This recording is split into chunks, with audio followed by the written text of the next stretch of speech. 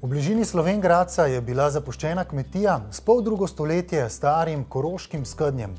V ateljeju Styria Arhitektura so prepričali investitorje v revitalizacijo skednja. Nastala je hiša v skednju, ki navzven ohranja značilnosti podeželske arhitekture, znotraj pa preseneča sodobnim ambientom. V čudoviti naravi, kjer se pisani travniki vzpenjajo proti gozdu, je desetletja sameval star skedenj. Zakonca, ki sta kupila parcelo, sta sprva razmišljala o rušitvi objekta in gradnji nove hiše. Arhitekt David Mišič pa je v stavbi prepoznal neprecenljivo kulturno identiteto in lastnikoma ponudil drugačno, izvirno rešitev.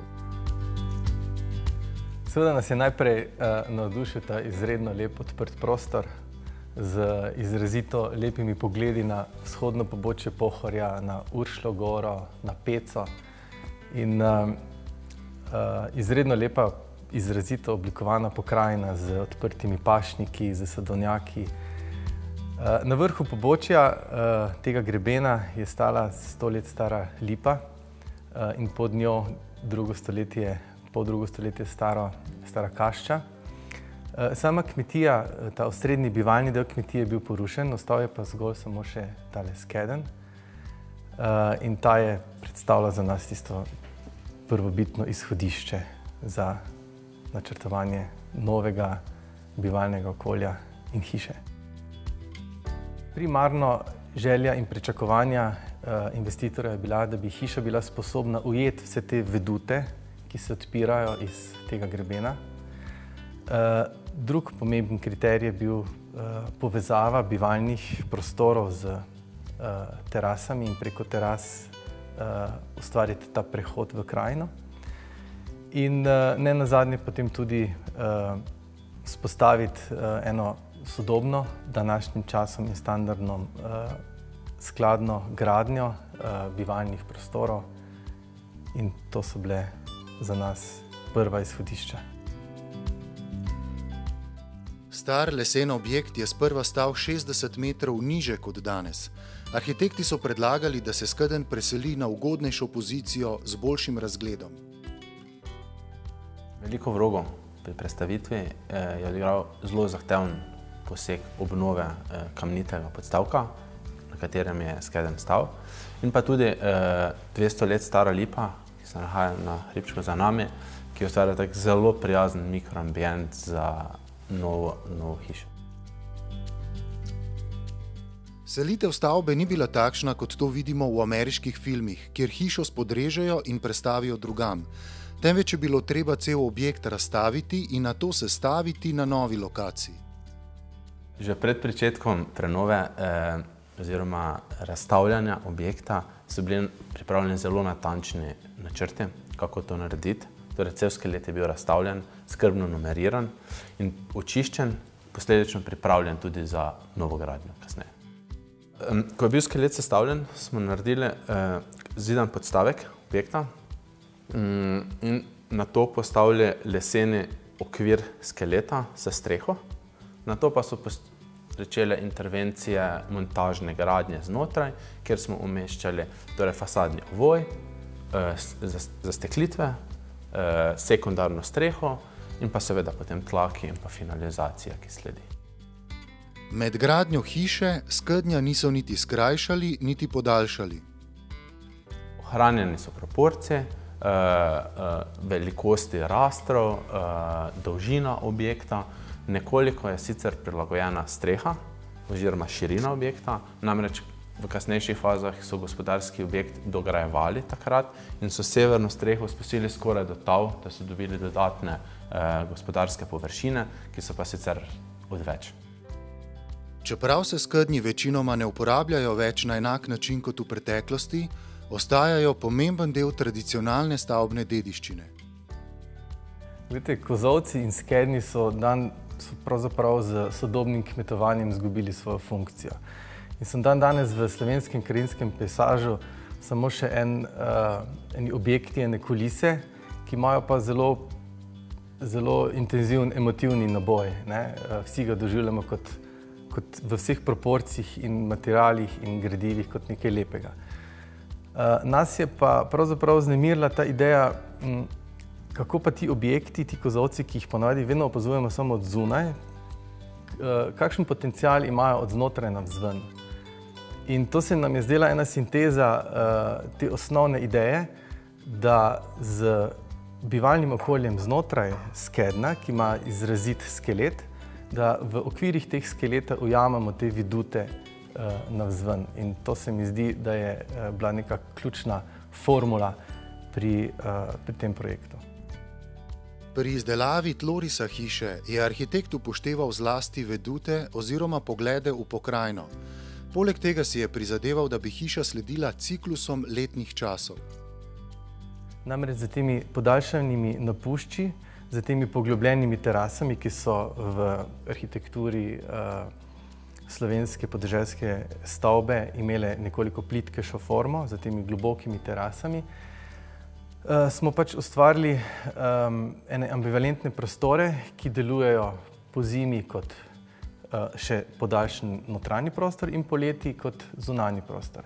Predvsem pa je bilo pomembno slediti tudi temu dnevnemu ciklu, se pravi spalni prostori so orientirani na vzhod, kjer nas sonce prebuja, medtem kot čez dan je bivalni del, tale dnevni prostor in delovni prostor, atelje v mansardi je umeščen v centralni del stavbe, ki ima zenitalno svetlobo od odzgoraj.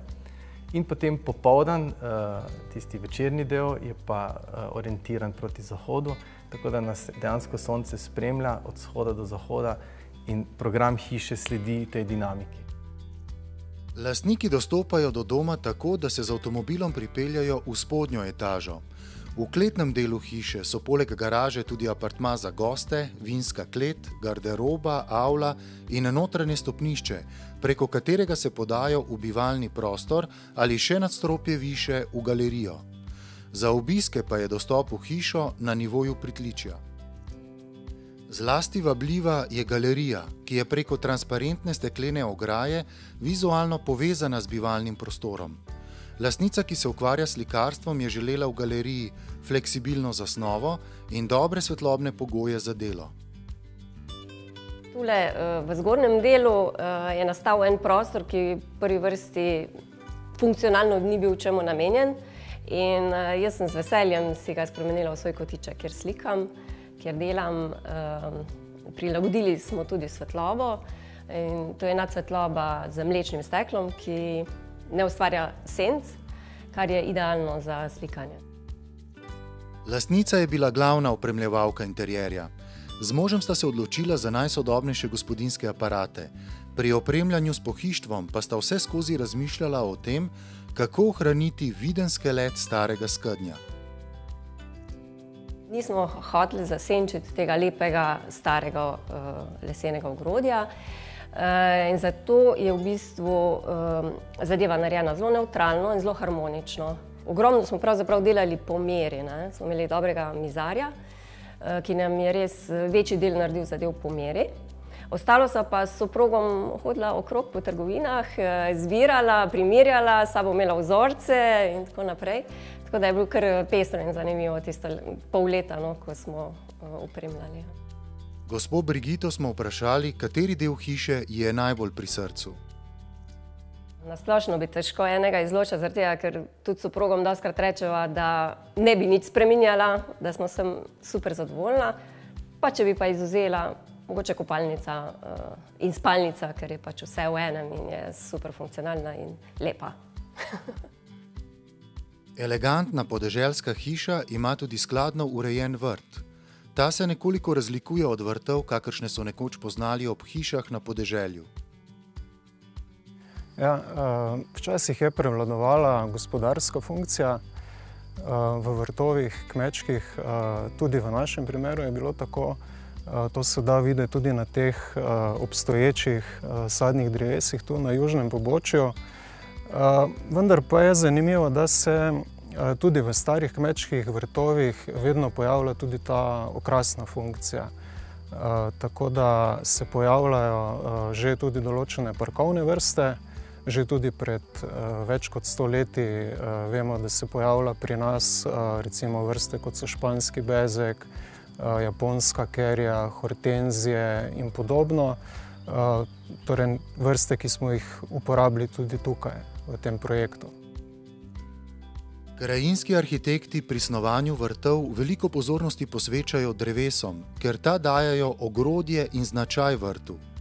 Na zemljišču ob hiši so med pomembnejšimi akterji divji kostanji, ki že na dovozu pozdravljajo domače in obiskovalce. Značilnost tega projekta v trenutku, ko sem se vanj vključil, so bili ti oporni zidovi, te horizontalne poteze opornih zidov, preko katerih se objekt vpenja v krajino. Z načrtom smo te poteze z temi živimi mejami, ki potekajo po robu teh opornih zidov, še nekoliko poudarili. Drevesa so pa potem nek kontrast tem horizontalnim potezam, drevesa kot vertikalni elementi in dejansko potem skupaj to gradi to ogrodje vrta. Bliže, ko smo hiši, več je parkovnih rastlin, kot so bodika, magnolije, rododendroni in bolj, ko prehajamo na obrobje vrta, več je avtohtonih rastlin, kakršne najdemo tudi v gozdu. Tudi skrbno pokošeno trato postopoma zamenjajo travniške cvetlice. Tako se vrt počasi zlije s pokrajino.